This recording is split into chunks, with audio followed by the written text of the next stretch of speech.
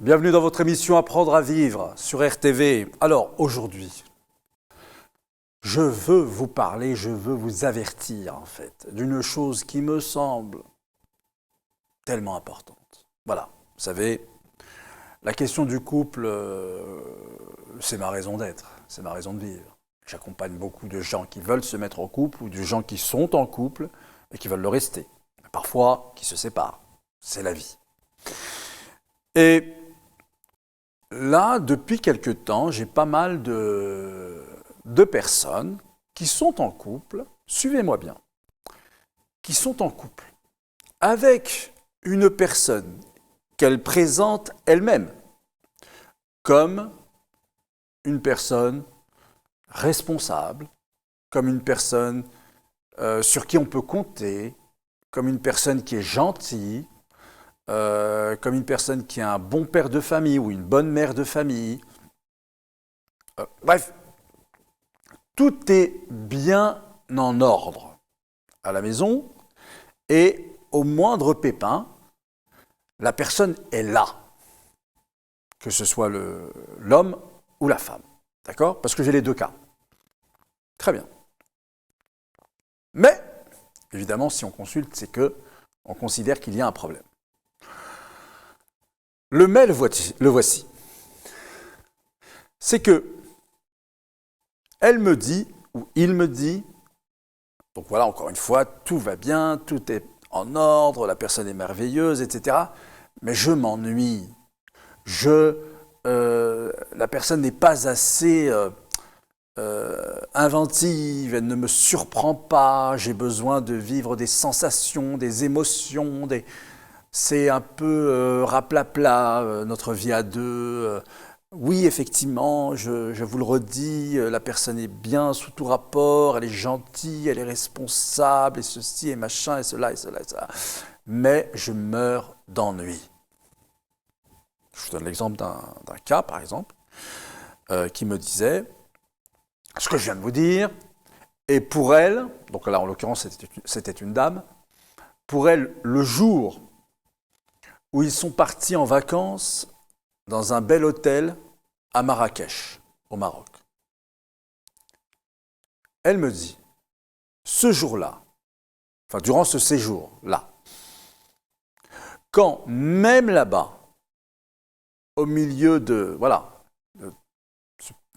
cet endroit féerique, de toutes ces lumières, toutes ces senteurs, toutes ces saveurs, quand même là, j'ai ressenti cet ennui profond d'être avec ce monsieur comme époux, donc quand même là, j'ai senti cela, je me suis dit, non, ça veut dire que c'est plus possible.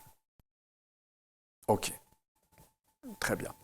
Donc évidemment, il ne s'agit pas de juger les personnes. Évidemment. Évidemment, il s'agit d'être à l'écoute. Quand on veut aider, d'abord, le premier exercice, c'est l'écoute. L'écoute active, mais attentive, très attentive. D'accord ? Et ne pas dire à l'autre les choses telles qu'on voudrait soi-même qu'elles soient. C'est la vie de l'autre, c'est les perceptions de l'autre, c'est l'imaginaire de l'autre, c'est l'éducation, c'est le cheminement de l'autre. Ce n'est pas le mien. N'est-ce pas ? Donc tout ce que je dois essayer de faire ressortir chez l'autre doit respecter tout cela. Mais je ne peux m'empêcher de vous raconter la suite. Donc cette dame décide de se séparer de ce monsieur pour ces raisons-là. Pas pour d'autres, pas parce qu'il n'est pas bien, pas parce qu'il est méchant, pas parce qu'il n'est pas un bon père de famille, pas parce qu'il n'est pas responsable au niveau de l'argent, pas parce qu'il y a des problèmes dans l'intimité, pas parce que... Non, pour cette raison-là. Bien. Donc ils se séparent. Elle demande le divorce, il divorce. Très bien. Et puis quelque temps plus tard, elle se met en ménage avec un autre homme, qui lui est tout à fait l'inverse du premier. Et pour aller vite, Donc, elle quitte Paris, elle va s'installer dans une autre grande ville de France. Et ce type se révèle violent. Ce type se révèle n'avoir aucun sens des responsabilités. Alors oui, il était très séduisant. Il était très dans l'aventure. Alors, on n'a pas manqué de sensations avec ce monsieur. On n'a pas manqué de vivre des émotions. Mais c'était tout le temps saccadé, en cascade. C'était jamais serein. C'était jamais dans le contrôle, dans l'attitude posée. C'était tout le temps, voilà. Aucune heure ne ressemblait à la suivante, aucun jour ne ressemblait au suivant. Ce que je veux dire par là, c'est que, encore une fois, il ne s'agit pas de juger ou quoi que ce soit, mais, bon, d'abord je vais vous terminer l'histoire. C'est que, finalement, oui, encore une fois, il s'est révélé un homme violent, un homme très violent. Elle s'est retrouvée à l'hôpital. Dieu merci, elle s'en est sortie, mais elle est traumatisée. Et aujourd'hui, elle a une crainte qu'on peut tout à fait comprendre de se remettre en ménage avec un homme. Bon, je vous ai pris un cas assez difficile, il est vrai. Mais ce que je veux faire passer comme message, c'est que, vous voyez, et ça c'est un cas parmi d'autres que j'ai suivi, d'accord ?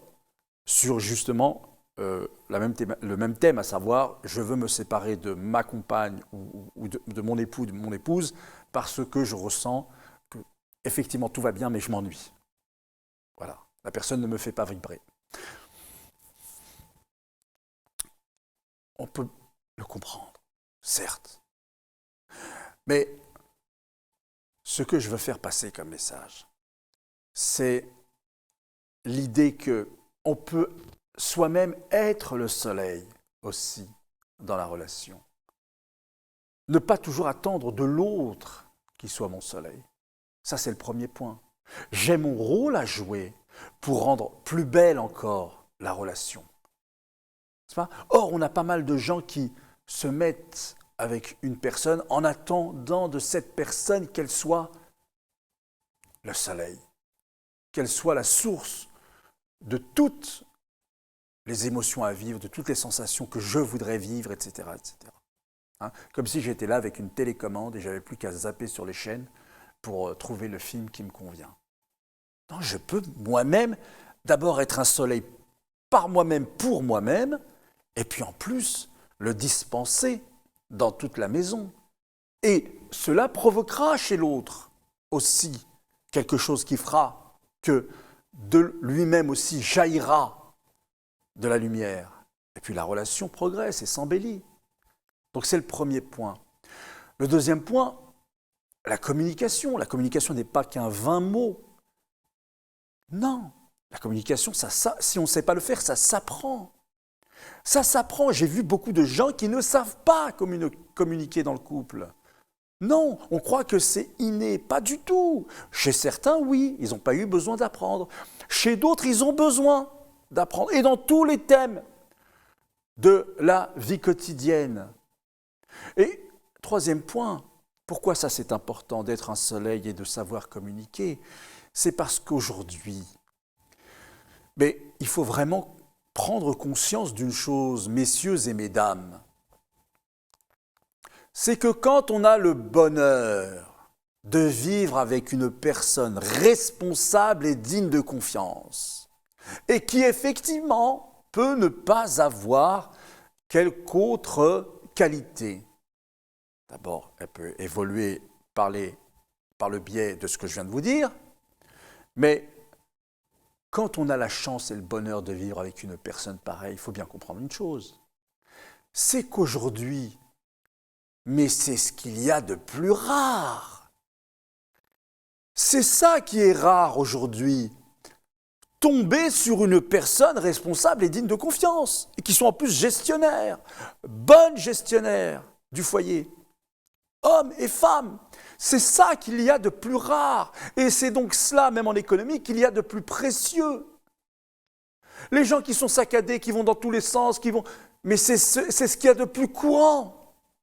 Donc ça vaut le coup d'amener cette personne, parce que vous estimez qu'elle manque, et si vous l'estimez, c'est que vous avez raison. Donc vous estimez qu'elle manque de ci ou de ça, ça vaut le coup de travailler avec elle. Et donc, en étant le soleil et dans la communication, et dans la bienveillance, ça vaut le coup. Parce que si vous quittez, pour ces raisons-là seulement, une personne responsable et digne de confiance, quel est le choix en réalité que vous avez? Quel est-il? C'est ou bien de rester seul, et c'est peut-être votre envie, et à ce moment-là, c'est votre liberté la plus absolue. Il y a des gens qui choisissent de rester seuls. C'est leur choix, c'est leur vie. Ils en ont le droit. Donc, ou bien d'être seul, mais rien ne vous garantit, si vous ne voulez pas être seul, et que si, au contraire, vous espérez, c'est ça votre envie, retrouver une personne qui, elle, soit un peu plus olé olé. Mais je vous assure que rien ne vous garantit cela, que vous allez rencontrer une personne qui soit et plus extravertie, mais en même temps responsable et digne de confiance. Alors ça existe, bien sûr que ça existe. Il existe aussi des personnes qui sont un peu dans la fête et un peu qui vous font vivre tout un tas de choses et qui sont en même temps très responsables, très dignes de confiance, bienveillantes, gestionnaires. Oui, ça existe, bien sûr. Mais ce n'est pas la majorité, c'est une infime minorité. Donc vraiment, c'était ça, le message que je voulais vous dire aujourd'hui. Ça vaut le coup d'essayer au moins. Voilà, essayez autant que faire se peut, autant que vous pouvez, n'est-ce pas? Mais ne gâchez pas si rapidement votre relation avec une personne responsable et digne de confiance. Remettez-vous un petit peu en question. Vous savez, nous sommes devenus des consommateurs. Et quand j'achète un téléphone portable, je ne l'achète pas pour le besoin que j'en ai. Je l'achète surtout aujourd'hui pour l'émotion qu'il me procure. C'est pour ça que j'ai envie assez rapidement d'un autre téléphone portable dès que la marque machin bidule sort un nouveau modèle. Et les multinationales savent cela, savent que nos cerveaux maintenant sont mûrs pour la consommation frénétique. Donc, même avec les humains, je leur demande de me faire vivre constamment une émotion. Là est le danger. Ne soyez pas tout le temps des consommateurs. Soyez d'abord des humains. Vous êtes d'abord des êtres naturels. On poursuivra là-dessus. À bientôt pour un autre épisode d'Apprendre à vivre sur RTV.